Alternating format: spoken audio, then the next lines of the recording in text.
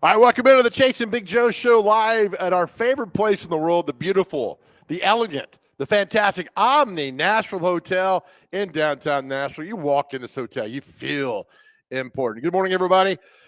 Oh, my goodness. What a fun show we got ahead of you today.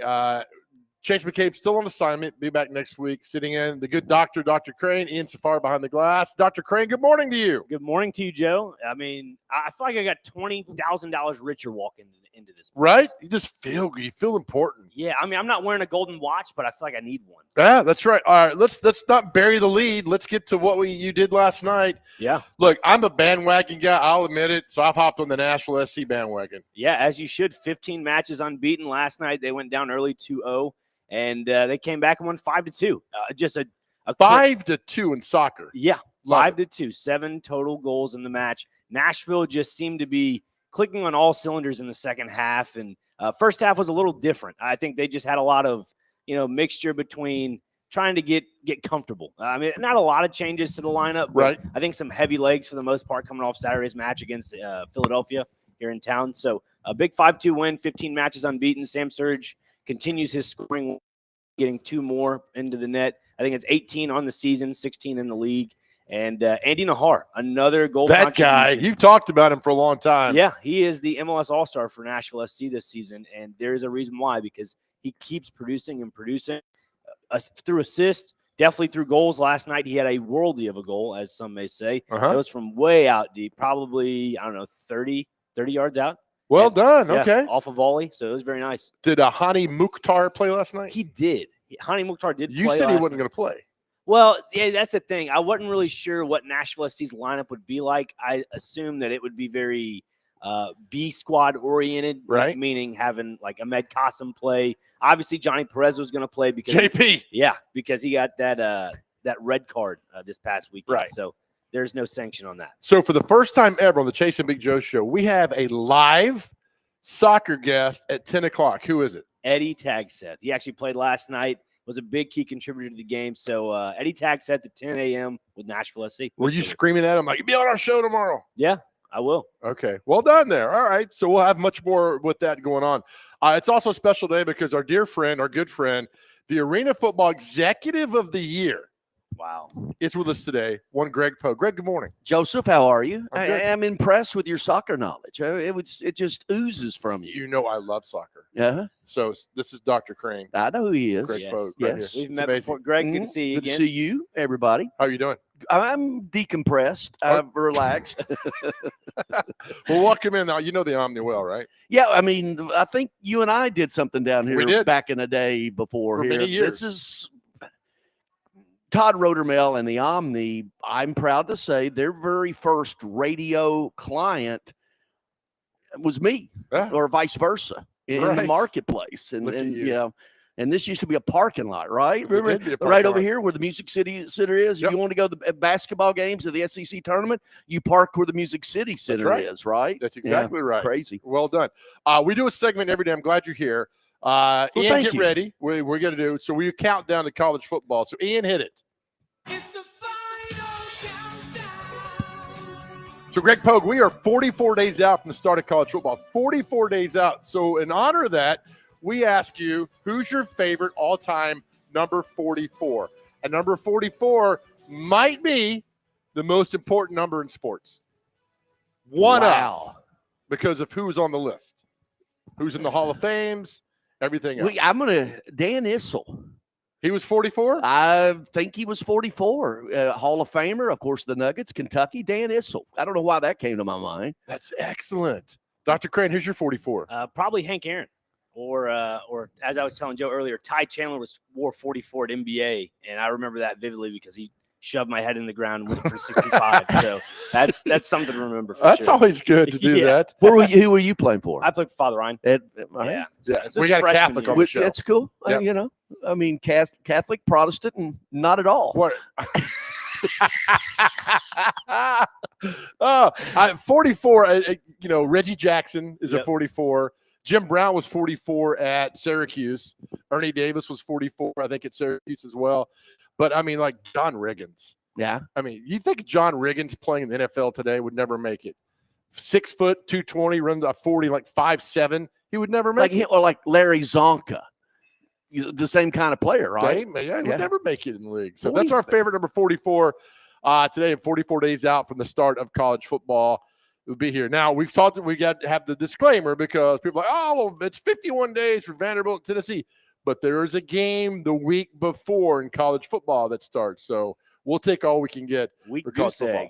Is it still week 0? I believe so. Yeah, they call it week 0. Didn't high school football do week 0 and it confused everyone? Yeah, it almost felt like a preseason week when they called it that. Well, yeah, and I was on a tirade for years. It can't be week 0 if you're playing the first week of the year, right? I mean, Right.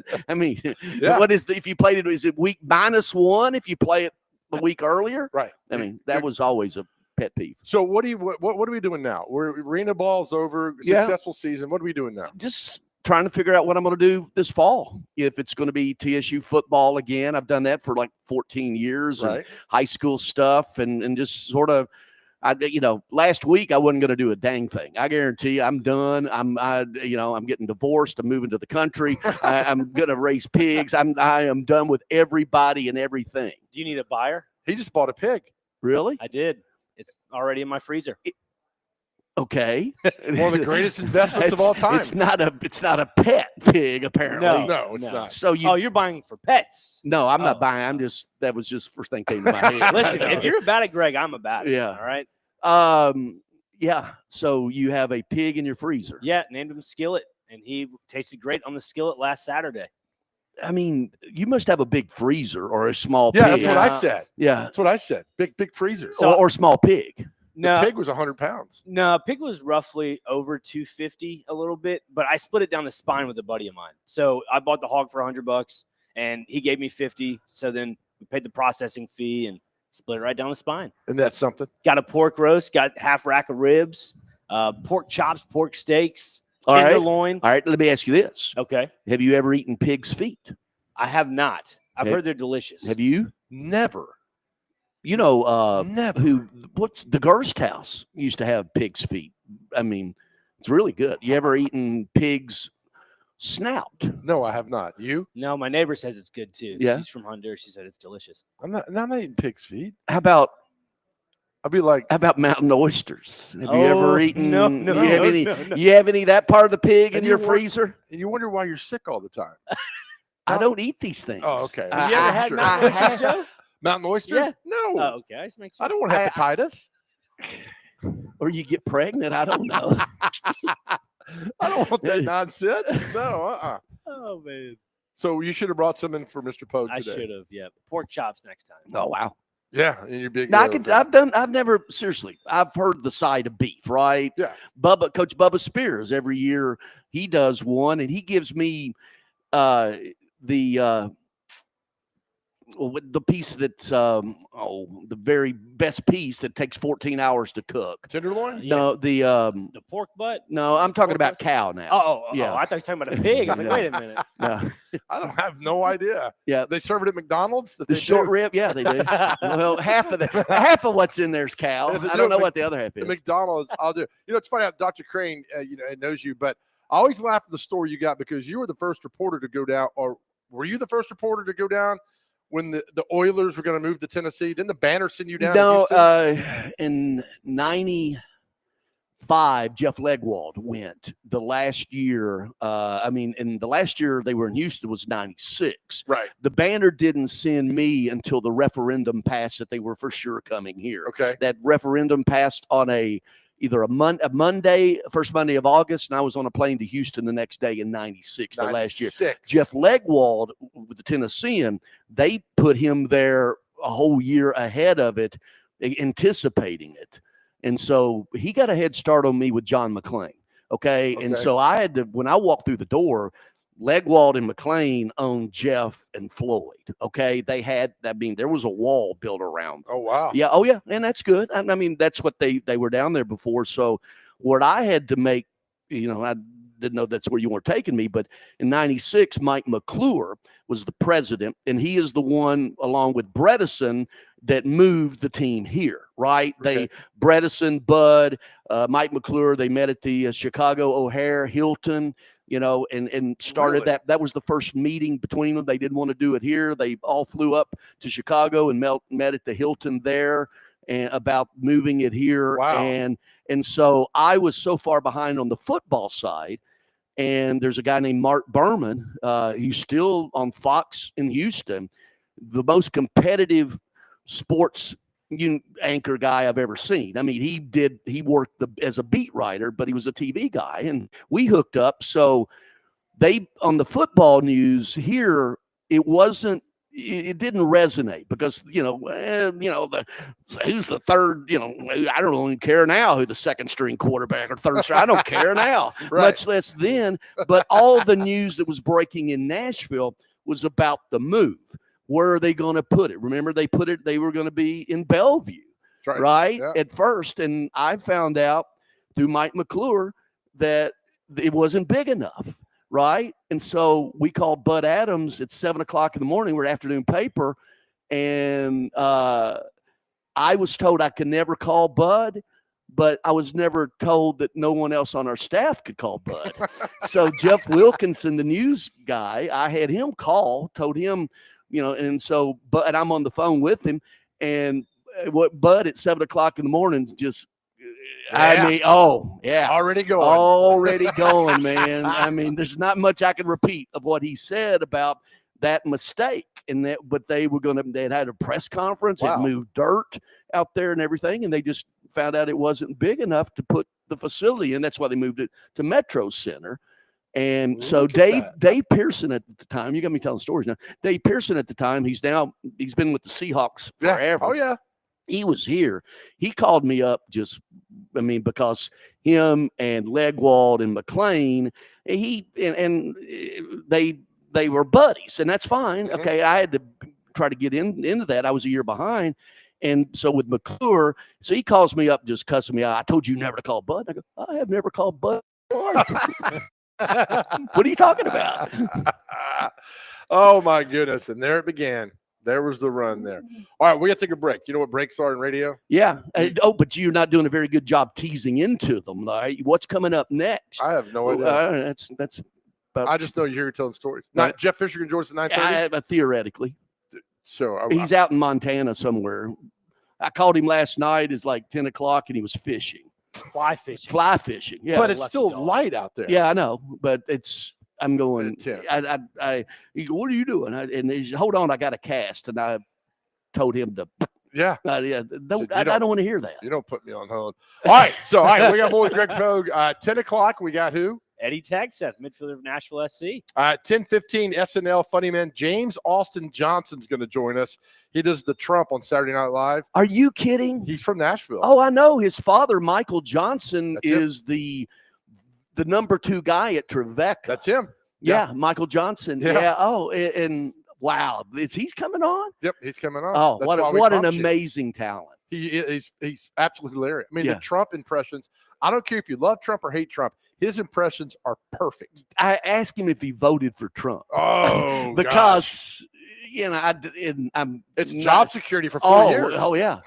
As long as Trump's alive, he's got a job. He's got it. All right, we're live at the Omni National Hotel. Dr. Crane and for Chase McCabe, Greg Pogue, special guest. Jeff Fisher will join us at 9:30. Maybe.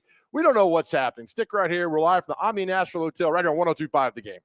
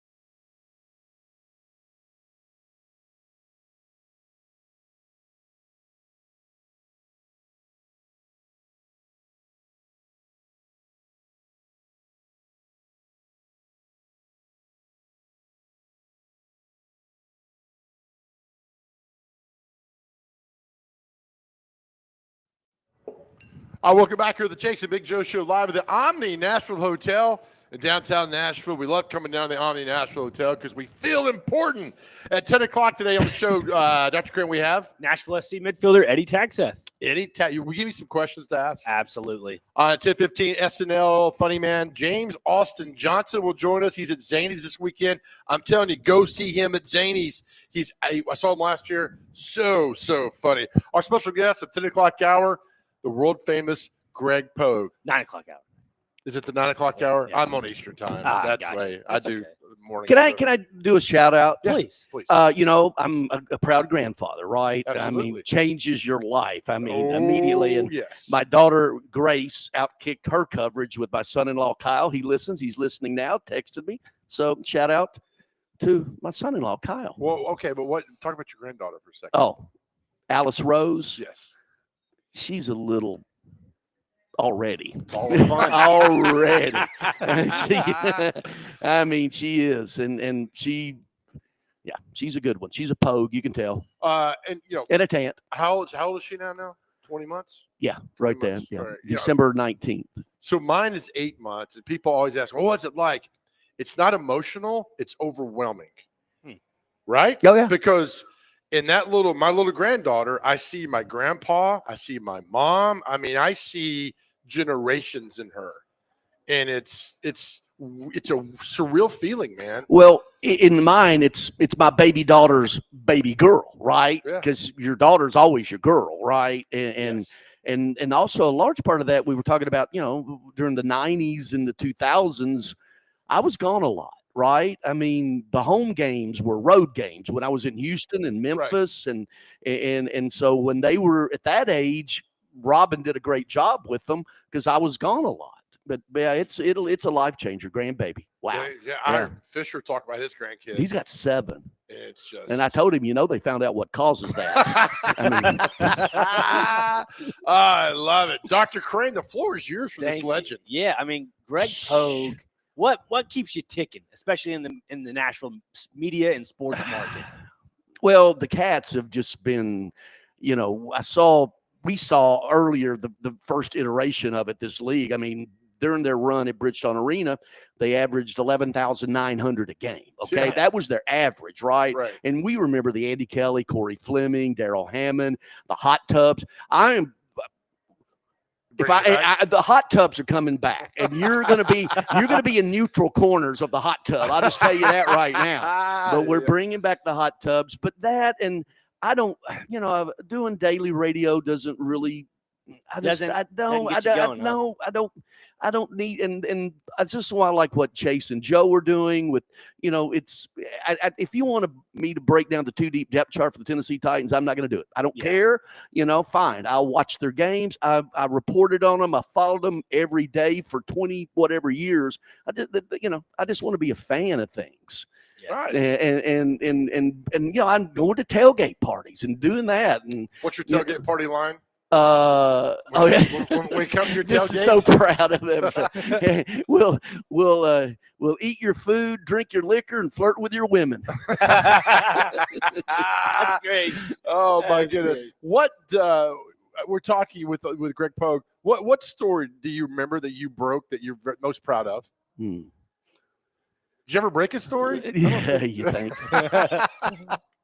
Oh, by the way, the Tennessee Sports Writers Association Hall of Fame induction banquet is tonight in Cumberland. Of course, Mike Organ, me, we're members now, and he before me.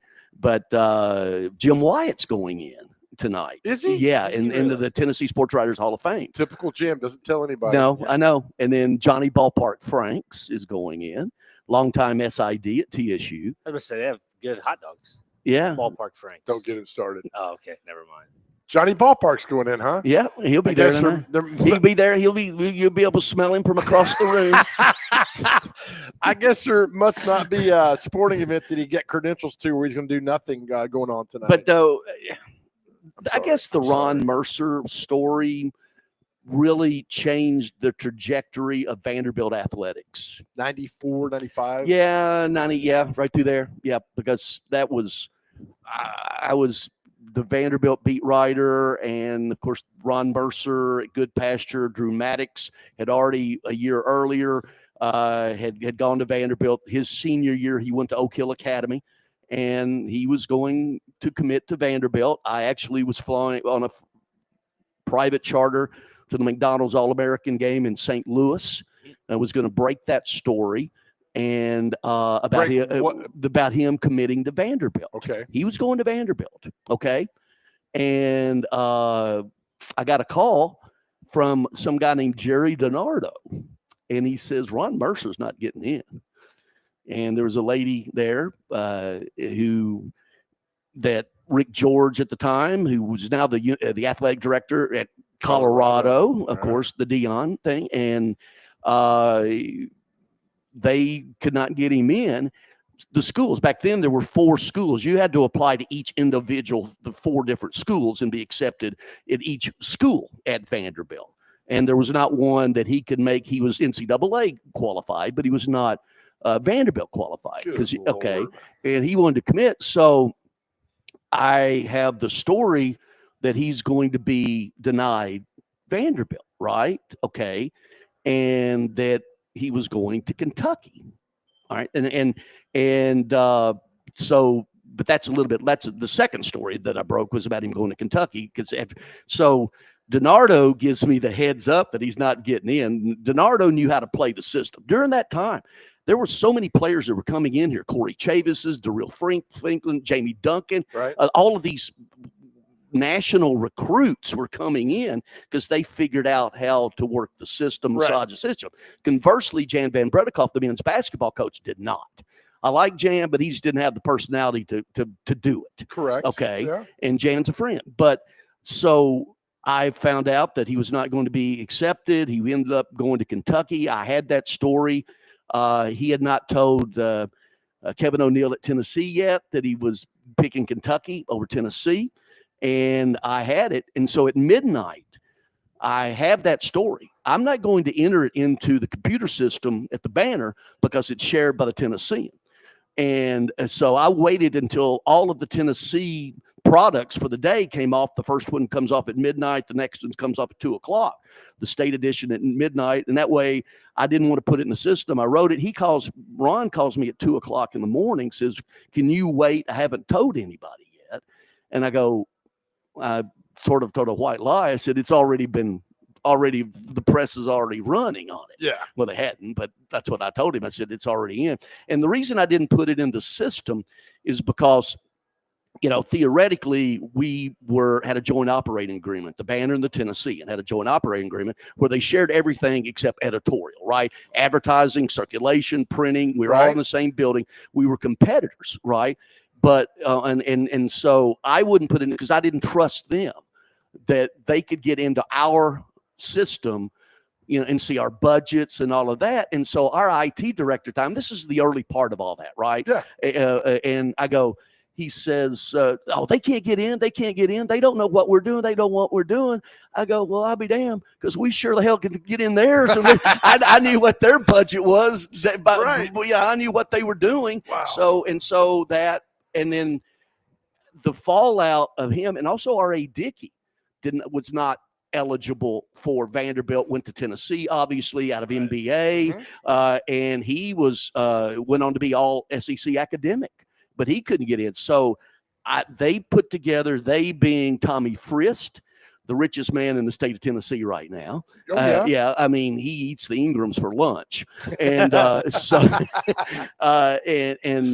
and him and John Rich, and they had a panel, and they brought in, and I had to essentially willingly testify in front of them. And at that moment, they changed because of the fallout of those stories, and they changed the academic and the entry requirements at Vanderbilt because of it. I mean, I knew part of that, but I didn't know the last part of that. Yeah.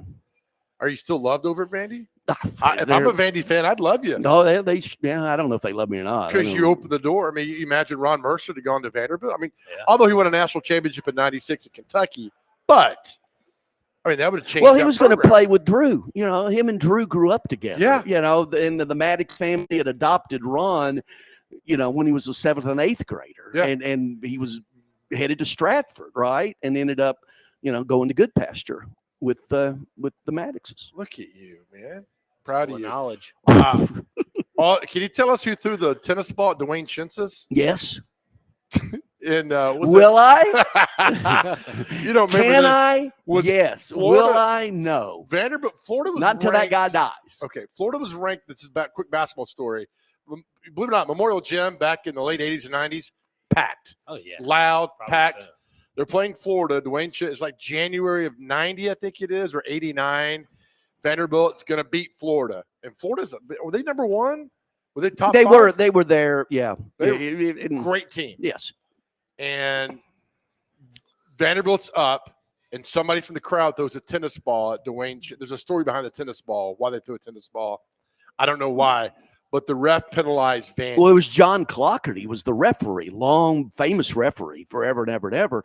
And so, yeah, Dwayne Schitz's was at the foul line and gets dinged with a tennis ball, Yep. right? And it was a hell of a throw, by the way. It was. Yeah, it was. And He couldn't make that throw now, but and the referee. I was actually not covering it at the time, but I was there. Well, I was, but it wasn't. Mark McGee was the beat writer. I was there doing sidebars or whatever. But I actually was the one that asked the referee. You get a one person, right? I was the pool reporter on that.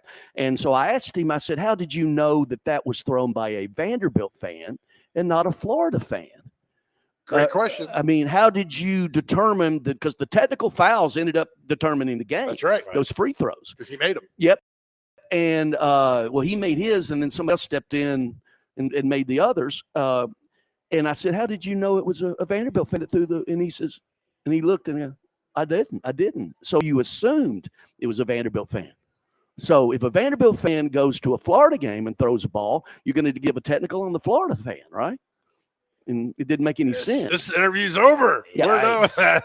Greg Pogue putting a stamp on things. What a great story. All right, we're going to take a break. And I do know who threw it. Yeah, I need to. For money. One of these days, I'm going to sell that. It's kind of like that scene out of Seinfeld where they spit at spring training with the Yankees player. Keith Hernandez? Yeah, and it comes off of what you call it, George Costanza, and it ricochets off towards Kramer. Kinda. It's the same situation. Well, the thing about it is, it wasn't just some knucklehead that threw the ball. It was a prominent city leader. We'll tell you during yeah. the break. Okay. Yeah, Dr. yeah. Craig. All right, we will take a break, come back. Allegedly joined by Jeff Fisher. Allegedly. All right, we're Yeah. at the Omni National Hotel, right at the Chase and Big Joe Show, 102.5 The Game.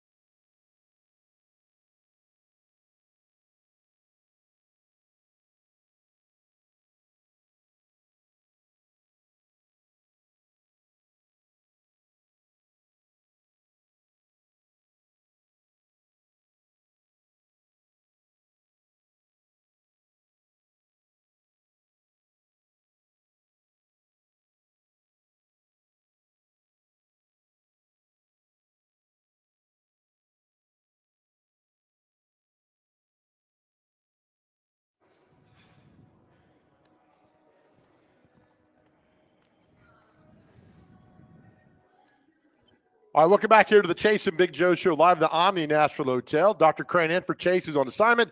Greg Pogue is with us. Joined now on the phone and from the great state of Montana, none other than former Titans coach and the commissioner of AF1, Mr. Jeff Fisher. Coach, how are you today? And thank you for joining us. I'm doing great this morning. How you guys doing? We're doing most well. Greg Pogue has forced his way onto our show today, but we like his attitude, though, Coach. Has he been okay so far? So far, Greg. Telling stories. Okay, well, good. Let's get started. Yeah. Greg is resting up. How are you doing, Coach, after the last few months I'm doing where great. you're working 18 hours a day? No, those were in the old days. I was down the street. No, don't do that anymore. But close to it. But I'm doing great, man. We got up here and hope everybody had a great holiday weekend. I did so with the family and happened to time up with kind of the end of the season. And yeah, we're getting started on all those things that you do during the off season, in whatever league it is. But we got some big plans, and we're kind of excited about watching it all fall into place. I know you got a great opportunity to see really behind the scenes what was going on at the championship game, and appreciate everything you did for us up there to make that thing go off as good as we possibly could. Well, thank you very much. I mean, I honor Greg getting Chase and myself involved. That was great. But I really like, Coach, when we got back to town, how many people reached out and listened to the game on 102.5 that weekend and really bought into the Cats. And the momentum, the bounce off of that, Coach, is I don't know if you can measure that monetarily wise, promotion wise, but it's damn good. I'll tell you that right now. Well, it is, and we knew it was there. We knew, that the tradition, the history, the second generation of indoor fans, namely Cat fans, were there. We just had to pull them out, and so now I know they're equally as excited as for what's ahead. So yeah, it was. It ended up. I mean, I don't think it could have ended up any better for us. Coach Sarbett did a great job with the guys, and the guys. They fought as they usually you would expect them to do, and get into the championship game. And it was a good team that they faced. Obviously, Albany was a good team, but I was really proud of the players, the staff, and the way everything went out. Jeff Fisher's with us here on the Chase and Big Joe Show. Jeff, obviously the Cats go to the final game of the season, but yet what's next for AF1 as a whole? Is it expanding a few teams here or there? What is it?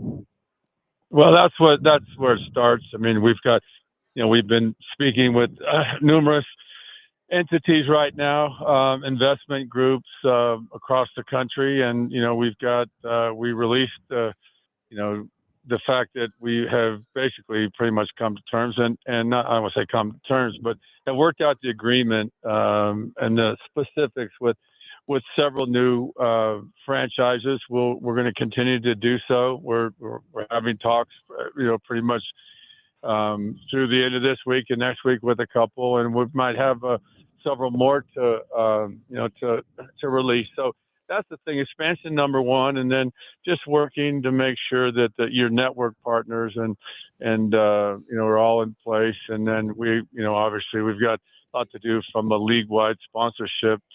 And then we want to reach out to each one of the clubs and make sure that at the league level we're doing everything we can, just to help them through the off season so we can make 26 be really something special. Well, Jeff, they've pointed it's my turn to talk to you. So I get the number one question I get asked right now coming out of this season, the last regular season game and then the playoff game in Clarksville, F&M Bank. A partnership with the Predators with Sean Henry, Michelle Kennedy. They were up there supporting us in that organization. And Nashville was such a great fit, too. We got a nice problem to have. Is it Municipal Auditorium? Is it Clarksville? I know we're not going to make any commitments now, but we came out of Clarksville on a heater, man. Those last two games up there, we really hit the mark. Well, we did, and it was interesting.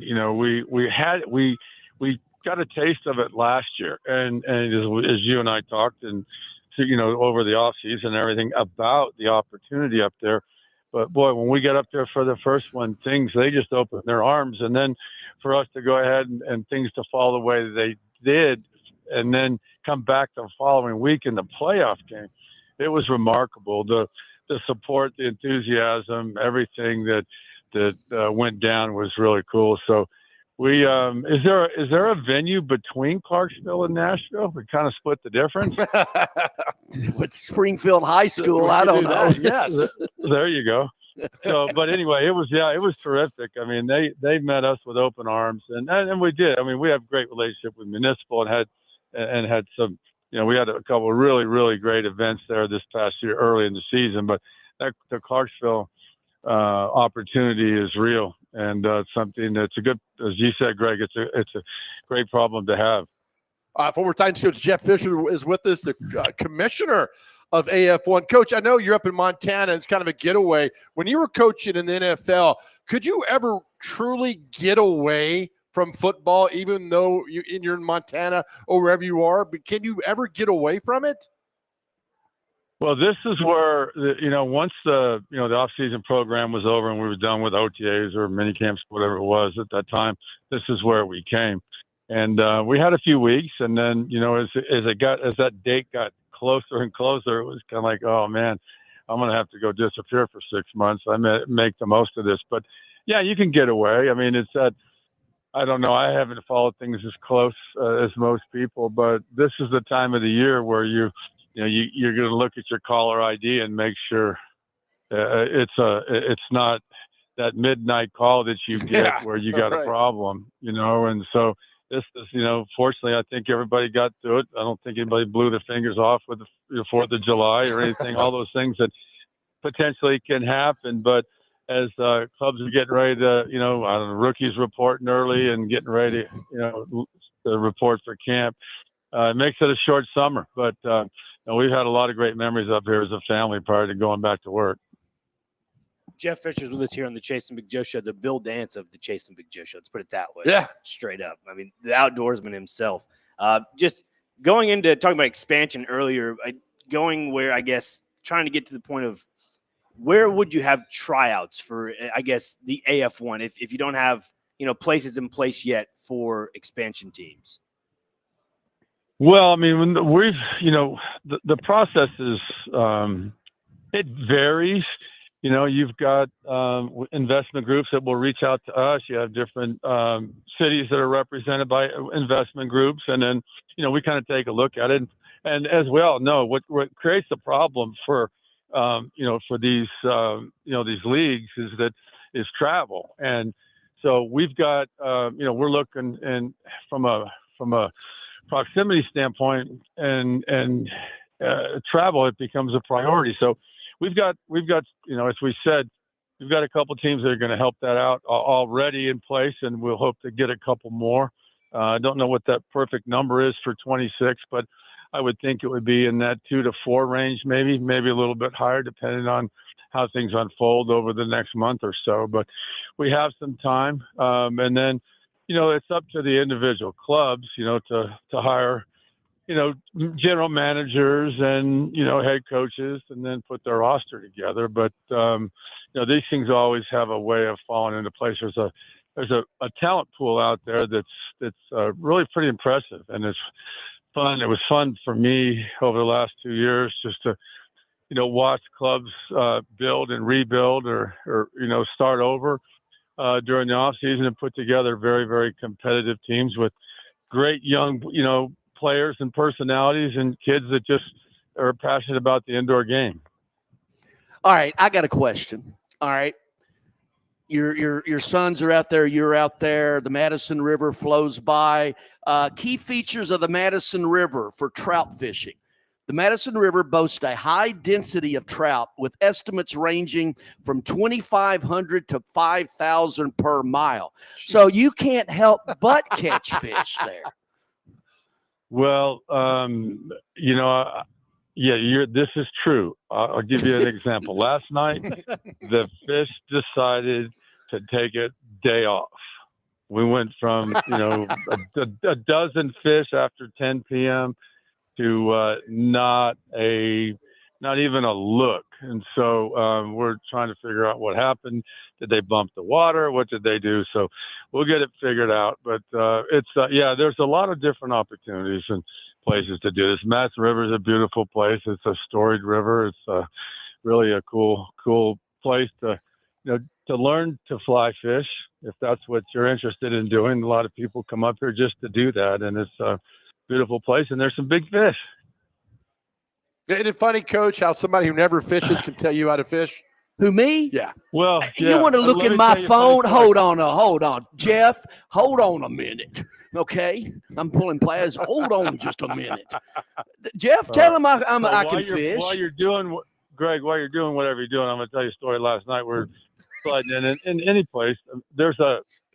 We're on the river, and there's a couple places where they have a reputation for being better to fish than others, and so we were waiting for the right time, wait for the sun to go down and all that kind of stuff. And car drives by, and this guy looks out the window and he goes, "Hey, just letting you know, we just saw a bear cross the road here about 100 yards back behind us." And we looked at him and we said, "Cool." And what he was doing was he was trying to chase us out, to scare us out by saying that there was a bear, so he could go slide in and fish the run that we were standing in. And so we called his bluff, but that's, yeah, I mean, you're always competing at anything you're doing. And if you got to bend the rules, I think that's the first time I've had somebody say, "Hey man, there's a bear here. You need to leave before," and we just looked at him and laughed. And yeah. So good anyway, for you, that's what Coach. happens sometimes up here. Yeah. Good So, for you. I mean, Well, the bear thank you can for catch the bear can catch you, but you just don't want him to eat you.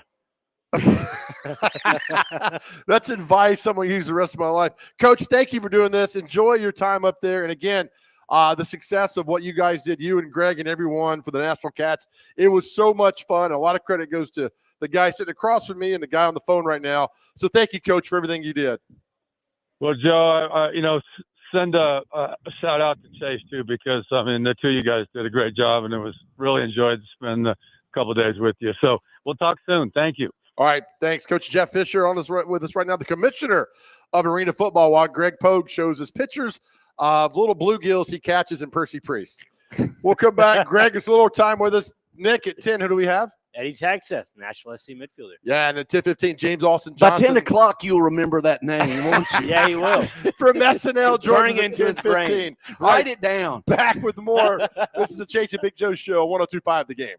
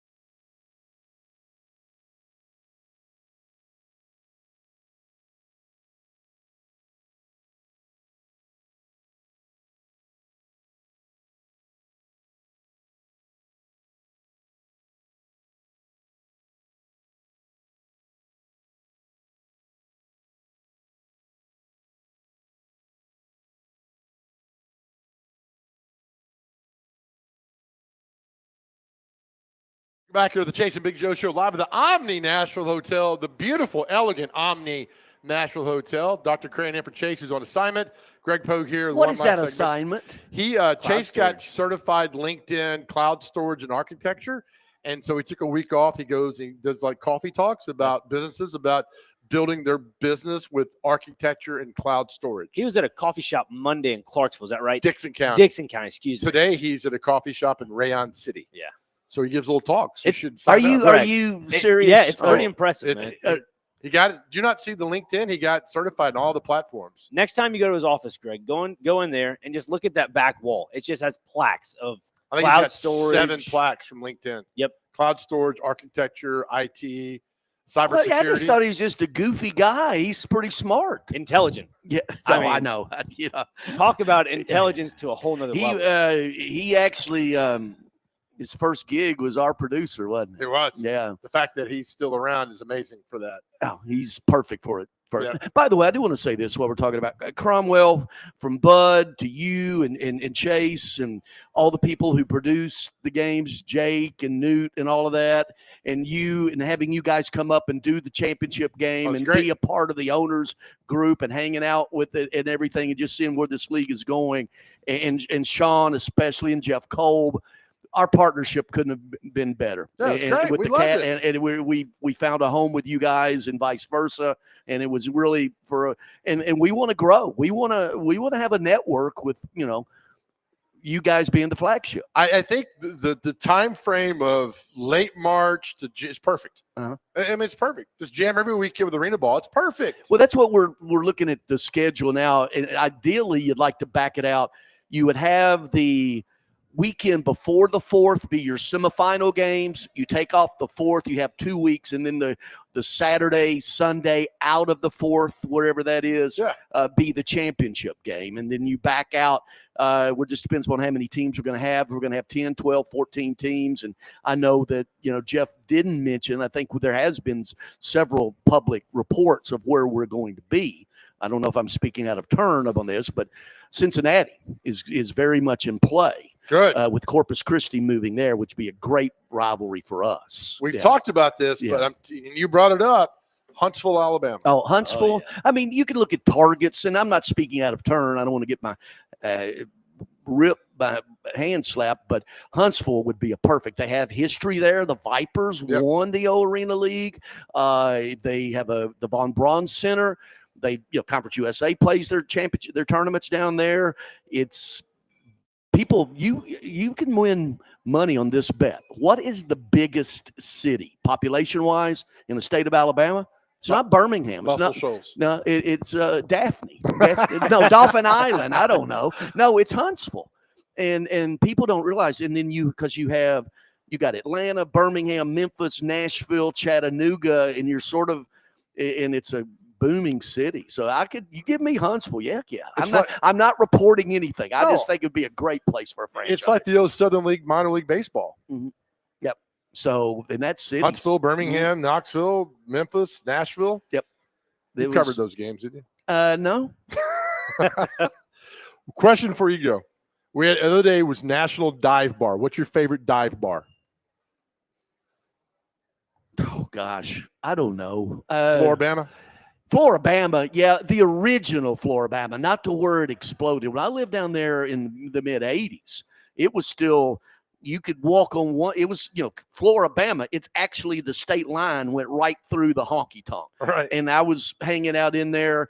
On one side, you could buy liquor all night, and the other side, you closed at 11. So they just, you could have 1 foot in Alabama and 1 foot in Florida, and hanging out there.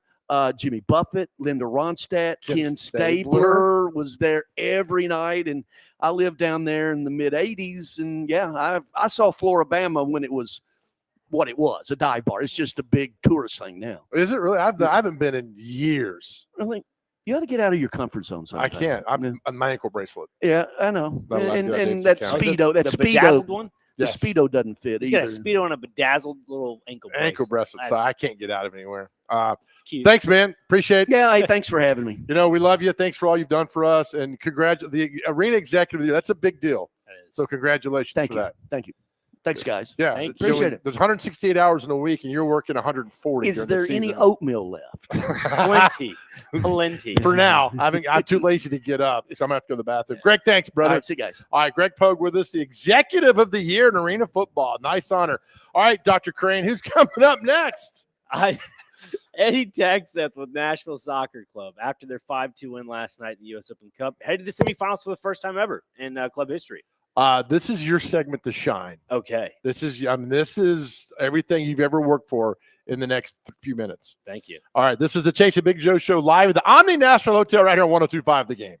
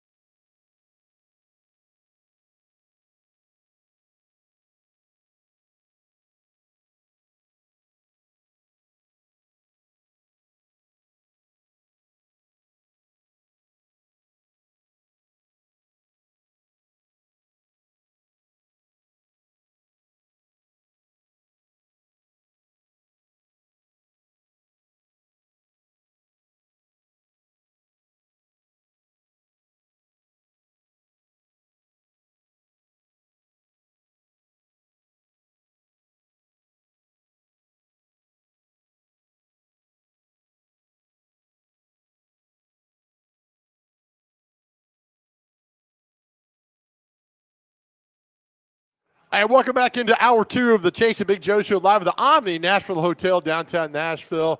This is the Chase and Big Joe Show. Chase is on assignment this week, filling in as Dr. Crane. David James, the award-winning handsome producer, back at the at studio. And so we have a special guest, Dr. Crane. You went last night. This soccer team is on a massive roll. Take it away, baby. Thank you. Yeah, we are joined by Nashville SC midfielder Eddie Tagseth. Eddie, good morning. How are you?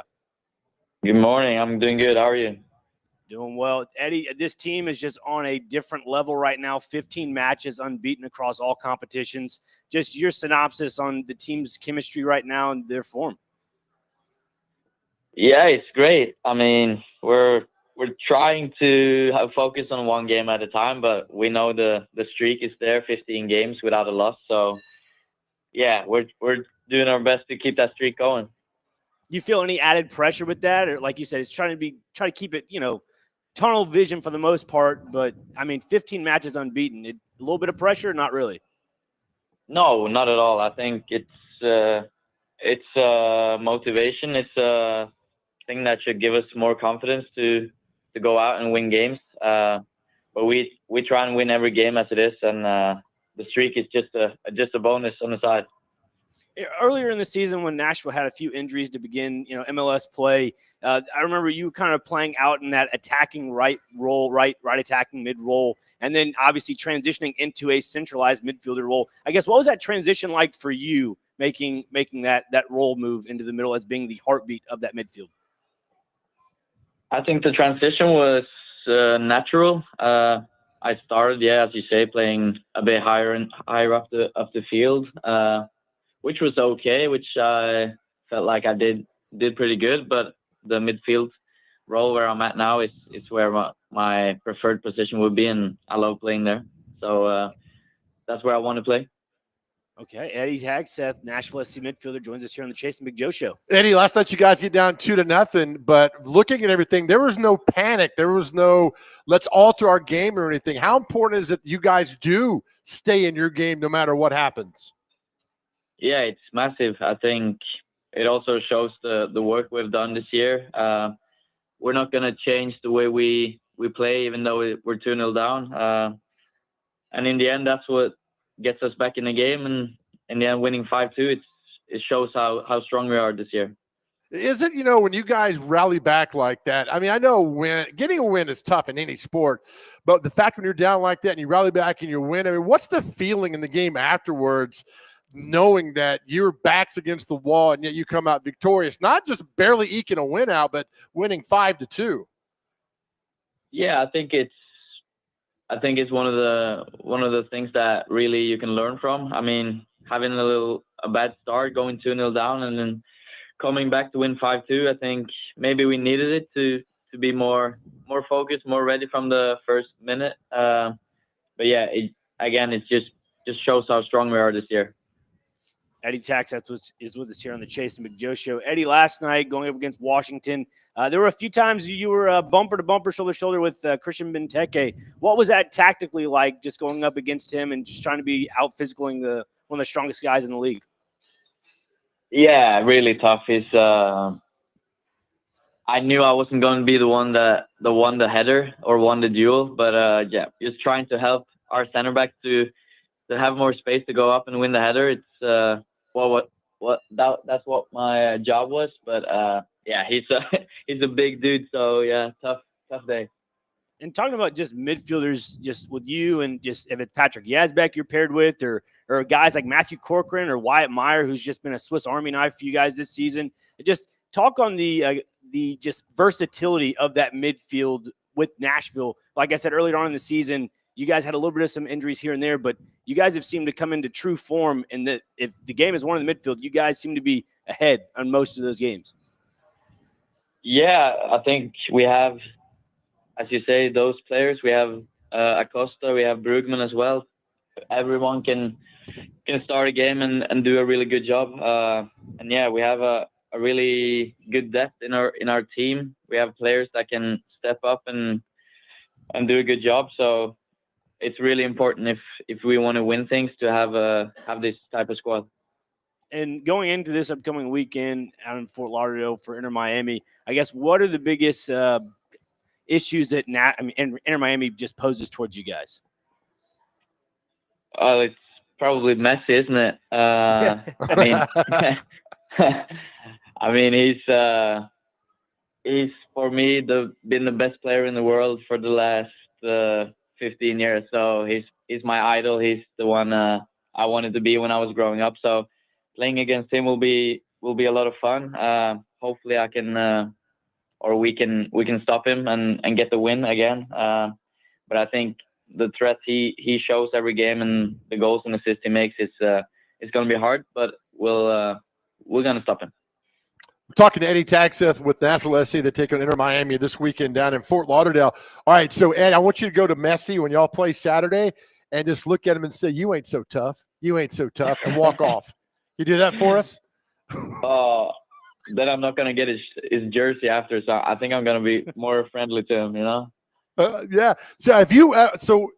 You've never played against? Have you seen him play in person? I've seen him once in 2014 when he played for Barcelona. He played against the Norwegian team, so that was the only time. What makes him? And I'm just an outside guy looking at the game of soccer. What makes him so absolutely unique that all you guys just admire him so much? I mean, he's just a bit of magic to watch. He can be walking around and not touching the ball for 5 minutes, and then when he gets it, he just dribbles 2-3 guys and pull up the most amazing pass or scoring a goal. So, and he's done that pretty much every game since he started playing. So I think just the impact he has on every game, I think it's crazy. Eddie Tagseth is with us here on the Chase and Big Joe show. Eddie, BJ Callahan's mentality he's expressed to media is everyone attacks, everyone defends. But it seems like for you in the midfield, I mean, you're attacking and defending, but you're literally everywhere. You're either in the corner, you're in the middle, you're everywhere. Like, what goes into your conditioning? And your diet has to be extremely strict for just the amount of fitness you're exuding out of the field. Yeah, I mean, I would say I'm professional. But then again, when you're running around so much, you can actually eat some good stuff as well. But yeah, I'm trying to stay fit. My style of play is demanding. Have to be fit and need good conditioning. So just trying to stay on top of that. And I mean, every game I get energy from the fans and get energy from making tackles and doing good stuff. So I think that's no problem for me to keep running around for 90 minutes. I love it. Here's the stupidest question of the day for you, because I'm famous for stupid questions. How much fun is it winning at the Castle in front of your fans? No, it's the best thing. I mean, that's what we love to do. We love to win games, of course, but we love more doing it in front of our own fans. I mean, last game in the league against Philly was my greatest experience so far. With I think it was 28,000 in the stadium, and the place was bouncing. So it was amazing, and the fans show up every game, so it's really good. Eddie Tagseth, last one for you before we let you go. This whole season for Nashville, you guys are in every competition for the most part. MLS, U.S. Open Cup. You guys are up there for Supporters Shield. Looking at possibly being one of the first teams in Nashville to win a pro sports title for this city, just how does that make you feel as a newcomer into this city and also for this club? It's a big motivation. It's something we know it's out there. We know we have the chance, and yeah, it's something that will make me and the rest of the Nashville team very, very proud. So we're trying really hard to do it, but as I say, one game at a time, and I think we have a really good chance to make it happen this year. I guess one more just off of that, just being in Nashville for this amount of time, off season into now, have you adjusted to Nashville well? Have you kind of immersed into the community for the most part? And has that kind of been an extra step into help, building a good chemistry, not only with the team, but the city? Yeah, I'm selling in really well. I've enjoyed my first 7 months there a lot.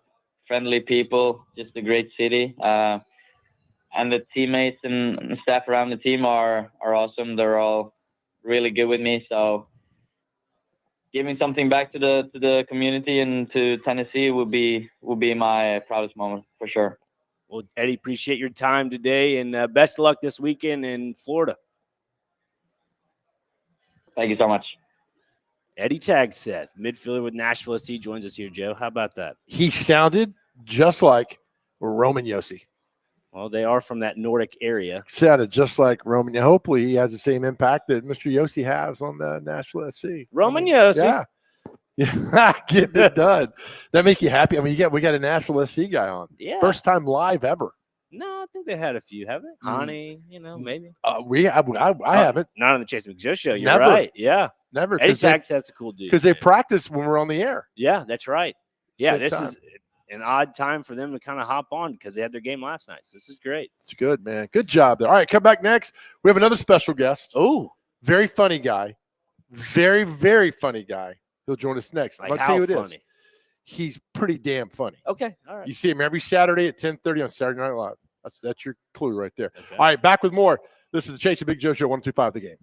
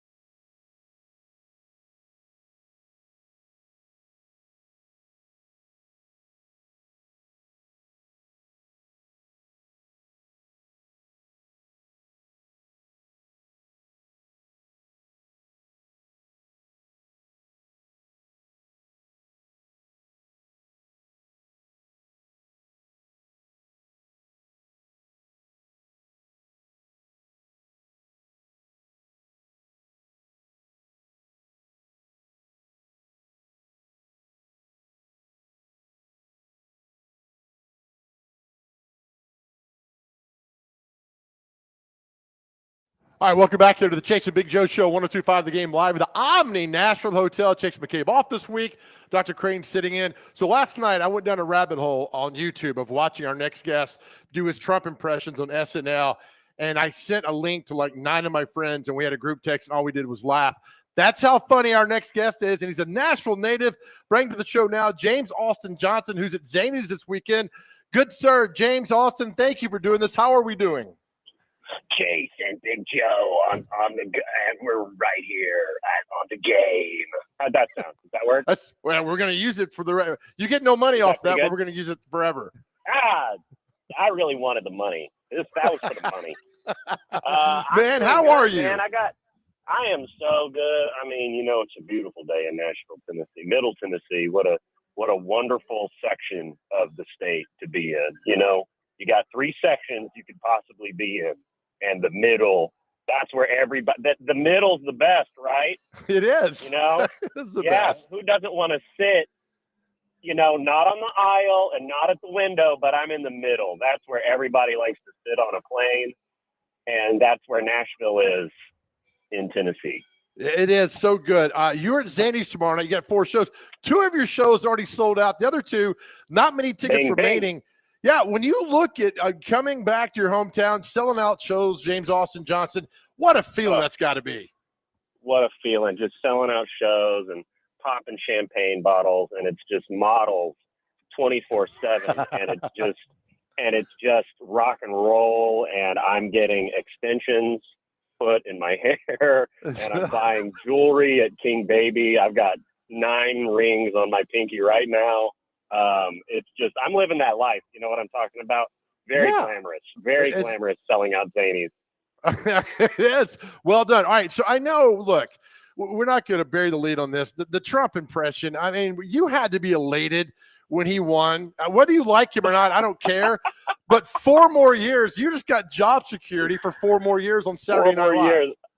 4 more years or 15 or however long he's got on this earth, I think he'll be in some kind of Darth Vader suit shooting laser beams at immigrants.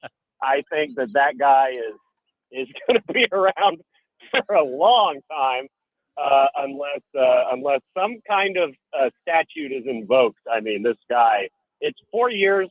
4 years is a nice little term there, but we're going to be looking into that very shortly. We're going to see. We're going to have something. JD has a very nice idea about that, so we'll be looking into that. And Mike as well. Where's Mike? Is he here? I love when he's always he never knows who's in the room, so he's craning around, as he's talking. I was talking to Pete about that. Is Pete here? Oh, he's at the bar. He's at the Hilton bar. All right. Well, somebody go grab him. I love that way. He's always looking around. Biden was talking to guys that had died 15 years before, and he would look around for them. And Trump is talking to guys, it's a step up from Biden. The guys are still alive, but sometimes they're not in the room there with him. He's looking around, where's Mr. Japan? That's my new favorite one. You can't remember the Japanese president's name. So he says Mr. Japan. And you know what? He's an endless source of comedy inspiration. So I'll put it that way. I wouldn't say elated, but I was definitely like, all right, I'm ready to go to work. I know what to do here. I put my little lobster bib on, you know what I mean? And I tied my hair back into a ponytail. I know what to do here. I understand the situation. Oh, I love it. James Austin Johnson on the Chase and Big Joe Show. He's at Zany's this weekend. 2 shows sold out. Limited tickets remaining for Friday and Saturday night. The late shows. Yeah. I got to think when you look at what you're doing in SNL, I know the Trump thing's funny, but you've been other characters too as well. I got to think when you're not doing Trump and you're doing these other characters, that's got to be a lot of fun too. That way, I mean, you're kind of expanding your range here. Oh yeah, I do all kinds of stuff on the show. I do like game show hosts, and I play the dad in things. I play the principal, in the school scenes. I do all of those different kinds of roles, and it's an ensemble, and we all kind of have our things that we fall into. Let me tell you something. I'm a young man. When people watch me on the show, I'm playing, every white guy over 75. That's like my main job on the show. So when people meet me out in, the streets, or in an alleyway somewhere, when people meet me, they're always surprised. They go, "Oh, you're young." And I'm like, "Yeah, I'm a person. I'm not like that's not my neck. You know, like when I'm Trump, they're putting a fake neck on me. That's not my neck. So people are always like saying, that's the comment I get a lot. Oh, you're actually young. Like, I'm sorry. What did you want me to be? An old zombie? I can't do that every time. So you know what? I am a young man, but I've never been cast as a teenager on the show. You ever see like somebody who's clearly 38 playing a teenager in an SNL sketch? It's never me. You know, I think that's what we gotta change this season. Where we're starting back up in the fall. I'll be back there. I think our first episode is going to be probably at the end of September, and I don't know what I got to get. I got to get skinny. I got to get ripped. I got to be playing teens on the show, man. I got to get sexy. James Austin Johnson's with us here on the Chase and Big Joe show. Yeah, James, when you got into comedy, especially doing impressions, what was there a specific comedian? Was there a specific comedian in mind that kind of inspired you to get into this, or is it something you just kind of practice in the mirror? Like, you know what, this is pretty funny. I'm going to try to do this for a living. Oh man, that would be so cool if it was just sort of an immaculate conception there. But no, I was inspired by comedians that I listen. You know, me and my dad. Shout out Michael Johnson. Where you at, Michael? Shout out Michael. Trevecca's Michael Johnson. He's the king of the castle over there. He was very good at sharing the comedy that he liked, and he happened to have a great, not just a sense of humor as a guy, but he had great taste in comedy. And so I grew up with Seinfeld, with David Letterman, with Conan, you know, we watched Monty Python and the Holy Grail and Fletch. So I was like aware of the great comedy that was out there. And I just remember having a great time listening to like comedy CDs on road trips, you know, lots of Jeff Foxworthy, lots of, do you guys know the Roy D. Mercer album? Yes. Oh my, Roy D. yes. Mercer, How big a boy are you? How big a boy are you? I'm going to come on down there. You know, like I just loved that stuff. And I was probably listening to that a little too early in life. I had to have been 6-7 years old listening to some of that a little bit too early. And it might have just got itself buried deep down in my brain somewhere. And I knew that was, you know, laughing your butt off in a car with your family. There's some magic to that because, you know, it's not everybody's sensibilities align a whole lot in entertainment. You know, you got a bunch of different age groups, even among the kids, you know, it's like 2 or 3 years. That's a very big difference in what people are watching and listening to. So for those stand-up albums that just like hit so hard for the whole family, that was like where it all started for me. I wanted to be like those guys, Steve Martin and Martin Short, you know, big guys for me. And then when they let me watch SNL, you know, I got really hard into SNL. I just loved Will Ferrell, Will Forte, Fred Armisen, Bill Hader, Maya Rudolph, Tina Fey. These were kind of like these were the people I was obsessed with. And so I just always wanted to do it. I just knew I was always going to do it. Yeah, you know, Ricky Gervais once said, I believe it was in an episode of The Office, you know, comedy is where the mind goes to tickle itself. That's right. The best way to describe it all. And I am tickling myself all night, tomorrow night, and the next night at Zany. So come watch a grown man touch himself. You know, it was great. We're talking James Austin Johnson, a proud Davidson Academy graduate. I'm telling you, when you were on there and when Nate Bargatze with the Dawson Christian Academy were on the show, I mean, the pride out of Music City, my good man, was exuding that night. How was that when Nate comes on the show? It single-handedly, those two private school champions just single-handedly put that voucher act over the line. You know, they were talking about it in Congress, and they were like, "Well, look at these two. These are two of the most famous comedians alive. We got to flood these institutions." Nate went to DCA, which is really close to a great target, and I went to Davidson Academy, which is close to some fields near Madison, and you know, so the resources that were at our disposal, you know, really lent themselves to what we've been able to do. And you know what? I got to give it up to Donaldson. That's a busy YMCA, and you know, there's 2 Starbucks over there now. It's really coming up. Donaldson's really coming up. Yeah, you know, They and got when a you go Tim back Hortons to now. where the old Crystal used to be, which really makes me mad. Crystal gone. Crystal gone. Tim Hortons in. I didn't even know. I didn't think Canada was watching us that close, you know, but they got Tim Hortons got some guy with a big telescope was just watching Donaldson being like, as soon as Crystal can't move any chicks and sliders anymore, we're getting in there. And they took over, right? That I live like a And they quarter just mile took from over. that Tim Horton. So it's fantastic. Real quick though, I want to go the George Washington skit that you're a part of Yeah. that Nate's in. I mean, I read somewhere that might be the most watched skit of all time on YouTube and wherever. I mean, that thing just took off. Did you? I knew you knew it would be funny, but did you know it would take off like that? Oh, I didn't know it would blow up quite like that. You know, of course I'm in it because I have period face.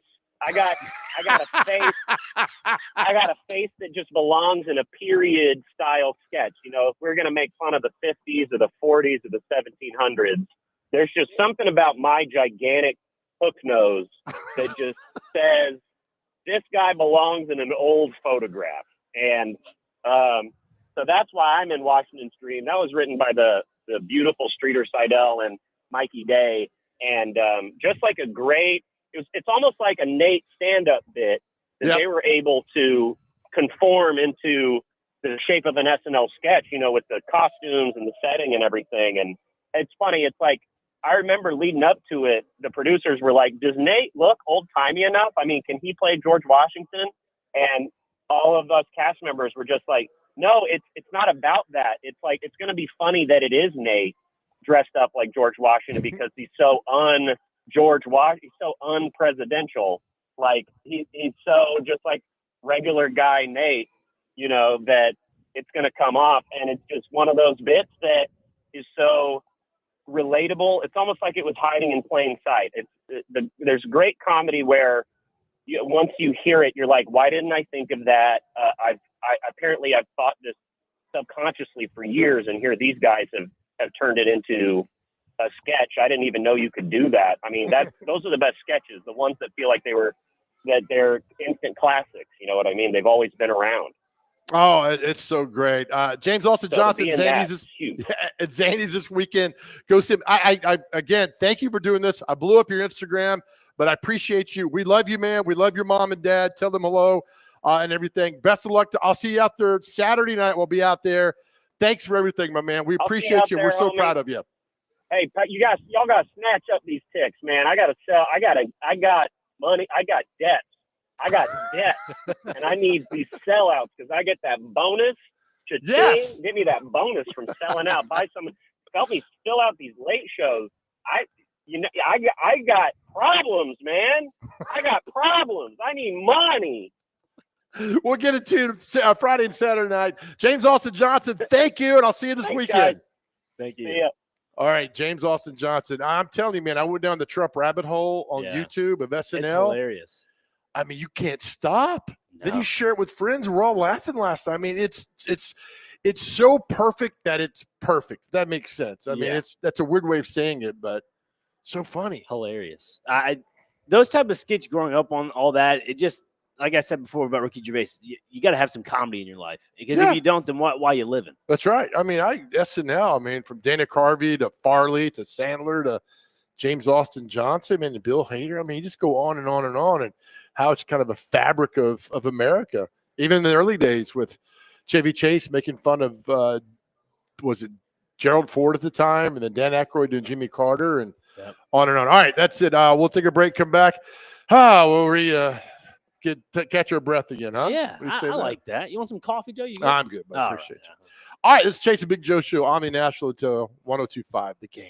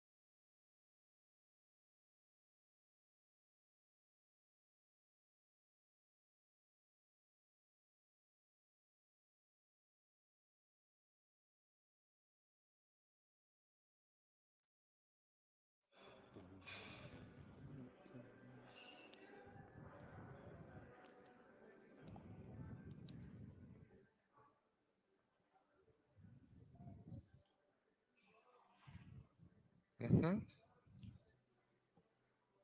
Everybody, even in the back. Let's go. Where everybody knows your name. Do, do, do. Keep it going. And I'm always glad you came. Dr. Crane solo. Do, do, do. No. He said no. No. That's you, not me. Welcome back to the Chase and Big Joe show right here on 102.5 The Game. Chase McCabe still on assignment up in Rayon City today, giving a talk on cloud storage and LinkedIn and architecture that he got off LinkedIn. You got a buddy up there. In Rayon City? Yeah, he's like 82, 83. What's his name? Jim. Do you have a last name? No. Just somebody. Jim. Just some guy you met off the internet. No. Name's Jim, drinks black coffee, sits there about 4 hours of the day at that MAPCO. And just sits there. Just sits there. Is he soliciting or he just? No, he just, occupying his time. Is he inside the MAPCO? Yeah, he just sits.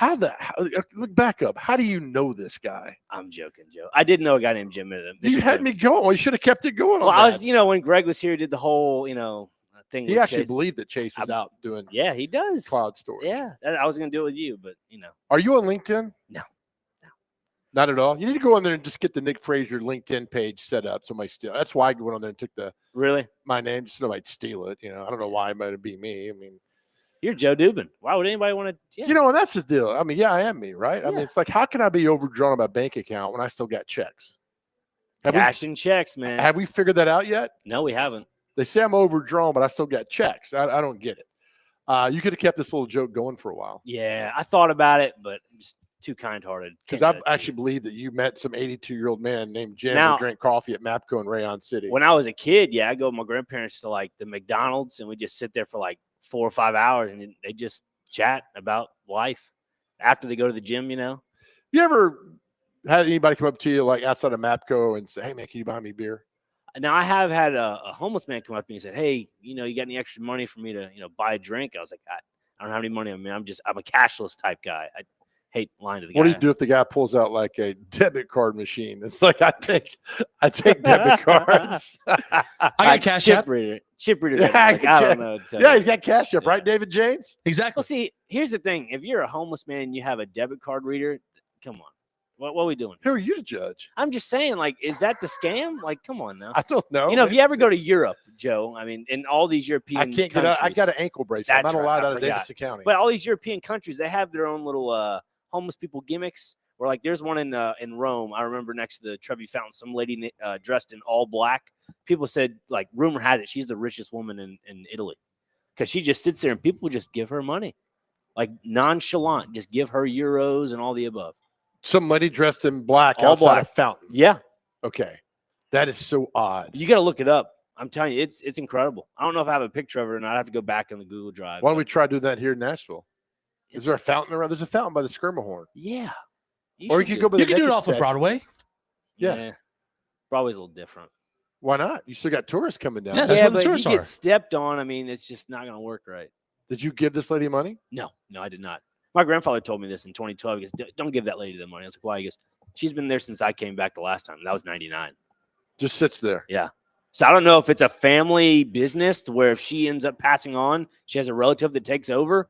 I don't know. You live in a fascinating world. I care about things people don't care about. But now we need to do the statue thing. Where I'm not statue, where are fountains around here? There's one outside the Skirmahorn, right? Yep. There's a fountain outside of a few hotels, I believe, right? I'm asking you. You ever put liquid soap in the fountains?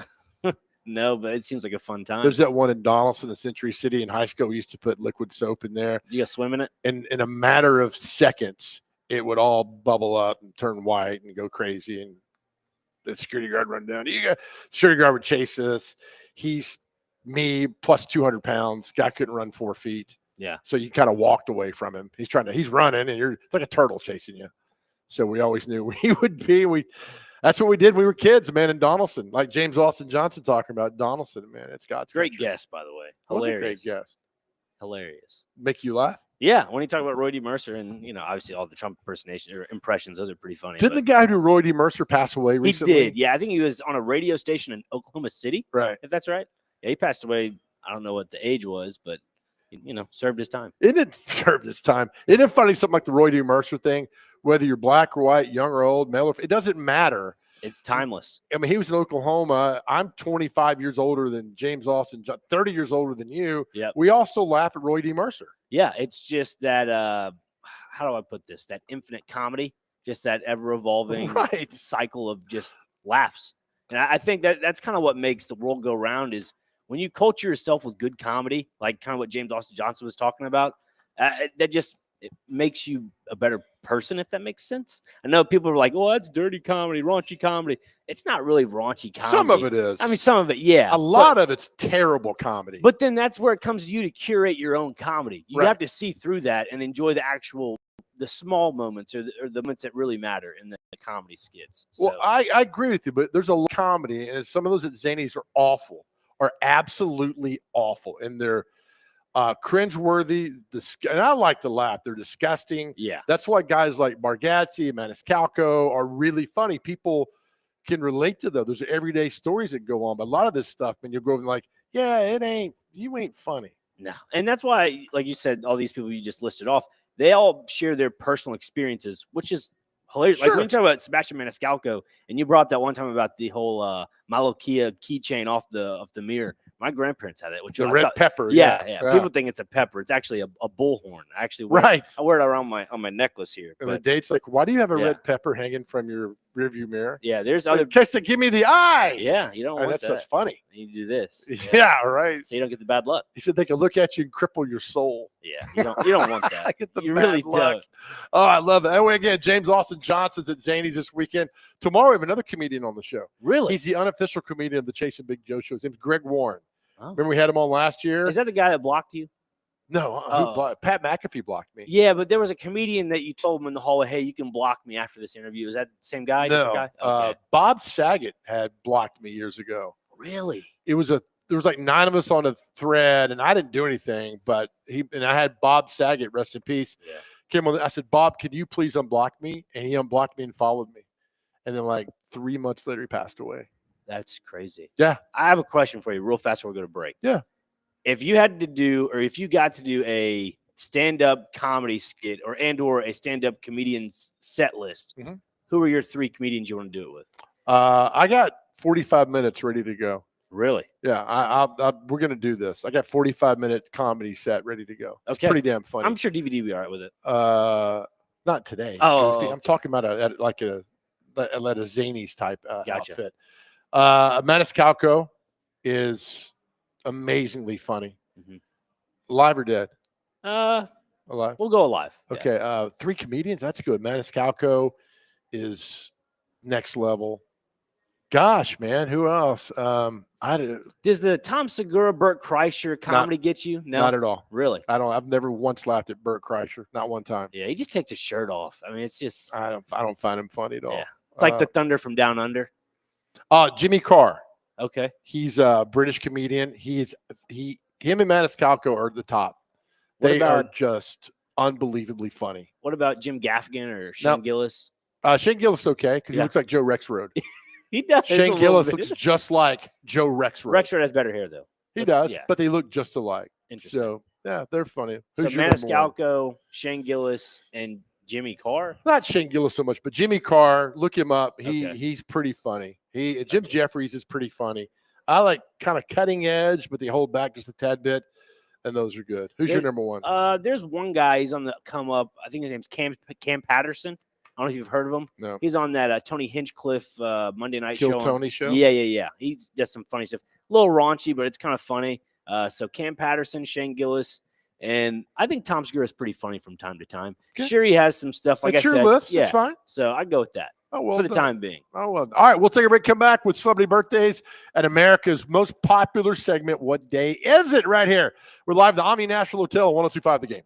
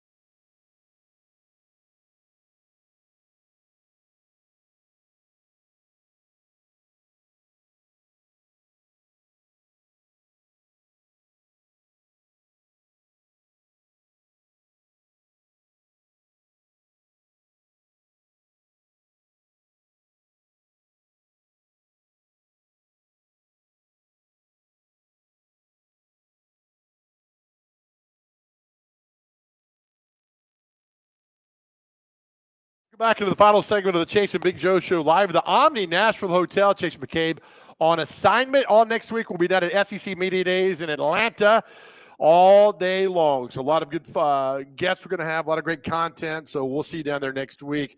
Dr. Crane in with us today. And before we get to America's favorite segment, we were just informed, Dr. Crane, that who's here? Urban Meyer.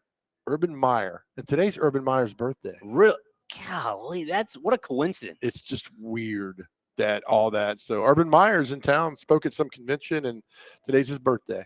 I wonder what he's going to do on his birthday. Probably go golf. That's what most Yeah. people do, except Yeah. for me. That's true. With that being said, David James, hit it. It's time for Celebrity Birthdays, brought to you by Jarrett Companies, Inc., the backbone of Middle Tennessee's construction scene since 1997. JarrettCompaniesIncorporated.com, above and beyond industry standards. Joe Dubin? Oh, that's me. That's I'm all you, double pal. duty today. You are double duty. How about that? Let's see. that Phyllis Diller? She National Clary Hugh Day? Is that right? You're reading it. Well, it's spelled funky. So Clary Hugh Day Funky's is today. P-F-U-N-K-Y. Well, I know that. Yeah, it's different. Let's see. Don't Step on a Bee Day is today. National Kitten Day. National Pina Colada Day. Oh, my gosh, yes. You like getting caught in the rain, Joe? I do, and also like getting a pina colada from Fat Tuesdays in Key West. Pick Blueberries Day is today. Is there such thing as like a blueberry pina colada? There can be. Okay, well, we might create one. Let's see here. Teddy Bear Picnic Day is today to wrap things up. That's it? There have been some short lists lately. I don't know what that's about. Yeah. What's a Clary Huey Day? What was that? It's a picture of a book. So I don't know what that is. A book is something you read. It's got words inside. Well, I know that, but like Clary Huey a hospital, what is it? It's a big building with patients. It's not important right now. All right, time for celebrity birthdays. David James is 3-0 this week.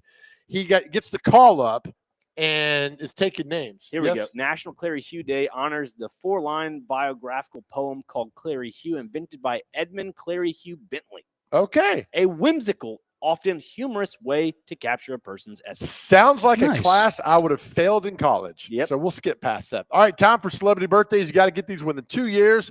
Our first birthday, Dr. Crane. How old is the famous singer Arlo Guthrie? Arlo Guthrie. We're going to go 81. Arlo is 88. 78 years old. Next up, the very beautiful Sofia Vergara from Yeah. what was the show she was on? She Modern was, Family. Modern Family. Yep. I say middle something. Yeah, Modern Family. Sofia Good Vergara. Lord, she's beautiful. I feel like she's in her 60s, but I'm going to go 59. 55. 53. David James on top there. She is. Okay, let's move on down here. Who's next on this birthday? From Entourage, Adrian Grenier. Entourage. Grenier? Maybe that's who it is. Yeah. Okay. The main guy in Entourage. Yeah, we'll go 48. 46. 49. Dr. Crane's tied it at 1. David James, how you doing today back there, buddy? I'm doing fantastic. Just enjoying this day and here in at the studios. I love it. Can't wait to hear you talk nonstop on DVD. Next birthday, Jessica Simpson. Jessica Simpson. Where has she been lately?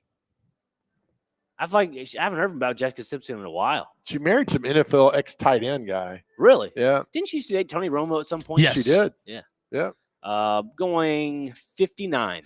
43. 45. David James up 2-1. Was she married to Nick Lachey from 98 Degrees? Maybe. Yes, Maybe yes, that she was was. Okay, good. We're going down to next birthday as my computer's locked up. I love pop-up ads. They're so much fun, right? Aren't To they do the that. best? They are just they really are important too for your computer. All right, here we go. We're going down here. Actor Robert Pine, he was the police chief on Chips. His son is Chris Pine, the actor, but Robert Pine was in the original episode of Chips. 67. 72. 84. A little close. Banjo player Bella Fleck of Bella Fleck and the Flecktones. Nashville guy. One of you two boneheads better get this. His name again? Bella Fleck. Her name. Okay. Bella Fleck. It's a he, but it's a he. thanks. Oh, Oh, sorry. God. I know where this Come is on, going. Nick. He Good said Lord. Bella. I'm sorry. Sorry, everybody. 52. 82. He is 67. Singer Mavis Staples. Mavis Staples. 61. 67. 86. Country singer Ken Mellons, who's from the Hermitage area. Ken Mellons. I'm just an old jukebox junkie, spending my time, spending my money. 64. 75. 60. God, you're terrible. Gary LaVox, the lead singer of Rascal Flatts. Yeah. Gary is 55. I love Gary. 62. 55 exactly. 3-2, Dr. we Craig. go. Obviously, David James, you'll love him too much. You know his birthday. Listen here. I am not known for knowing his birthday, but I just love him. Okay. Rapper, singer Angel Hayes. Angel Hayes. She sounds young. 32. 41. 34. Dr. Crane's up 4-2. All right. Sports birthdays. Virginia Wade, not the cigarette. Virginia Wade, famous tennis player. 53. 65. 80. That's Virginia Slims, by the way. My grandma used to smoke Virginia Slims, non-filtered, and drink her whiskey and yell at me as a kid. Good times. Andre Dawson, former Chicago Cub, Montreal Expo, won the MVP in 1987. Andre Dawson, the Hawk. 68. 65. 71. Roger Craig, great running back for the San Francisco 49ers, played at Nebraska. 60. No. 59. 57. 65. All right, last birthday. You're up 4-2, Dr. Crane. All David James can do is tie. This is weird. Today's Urban Meyer's birthday. Urban Meyer's about 20 feet from us right now. How old is Urban Meyer today? 54. 62. 61. Dr. Crane, you win 4-3. Thank you very much. So close. Good one. bud. Gotten rid of the clean sheet. We're back in the saddle. Back on the saddle, excuse me. That's right. You can end the week strong. I doing can. that. I can end the week strong. You won't win thanks to this Greg. week, but you will That's end right. it strong. Finish strong. That's Yeah. it. Thank you, David James. DVD's up next. We'll thank Jeff Fisher being on the show today. James Austin Johnson. Eddie Tagseth. Tagseth. Yeah, good job, Jeff. For the National SC joining us after a big win last night to do that. As we leave the show all the time to our men out there, we say all the time, if you are struggling, please, we ask you every time to talk to somebody on your cell phone. You can call or text 988. Always somebody there to talk to you. We here to talk to you as well. And sometimes I understand that the road gets rocky and your journey gets rough. But look, our world is a better place because you are here. Please know that. Please know that we love you. And more important, more than anything else in this world, God loves you. DVD's next.